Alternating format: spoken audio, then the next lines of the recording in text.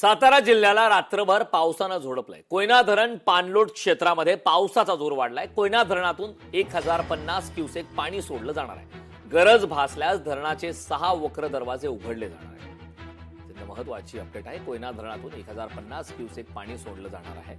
कोयना धरणातून 1050 क्युसेक पाणी सोडलं जाणार आहे, तर गरज भासल्यास धरणाचे 6 वक्र दरवाजे उघडले जाणार अशी सुद्धा माहिती मिळते।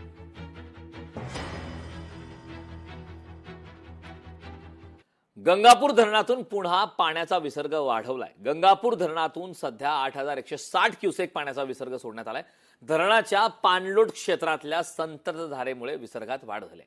14 ते 15 धरणातून आजही पाण्याचा विसर्ग कायम आहे।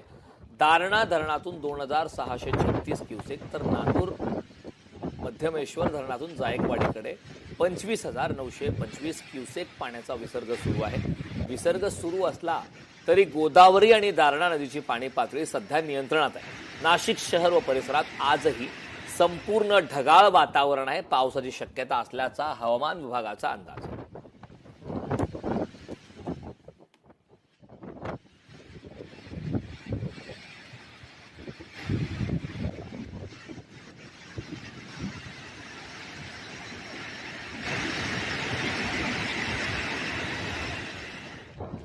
मंगळवारी नागपूरला मुसळधार पावसानं झोडपलंय। नागपुरात काल 6 तासात 180 मिलीमीटर पावसाची नोंद झाली। नागपुरात येलो अलर्ट जारी करण्यात आला, तर काही ठिकाणी ऑरेंज अलर्ट सुद्धा जारी करण्यात आलाय।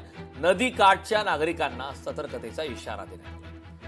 नागपुरात काल 6 तासात हा पाऊस झाला। नागपुरात आता येलो अलर्ट जारी करण्यात आलेला आहे, तर काही ठिकाणी ऑरेंज अलर्ट सुद्धा देण्यात आलाय। त्यामुळे नदी काठच्या नागरिकांना आता सतर्कतेचा इशारा देण्यात आला। मंगळवारी नागपूरला मुसळधार पावसानं झोडपलं। नागपुरात काल 6 तासात 180 मिलीमीटर इतका पाऊस झालाय। मंगळवारी नागपूरमध्ये मुसळधार पाऊस कोसळला।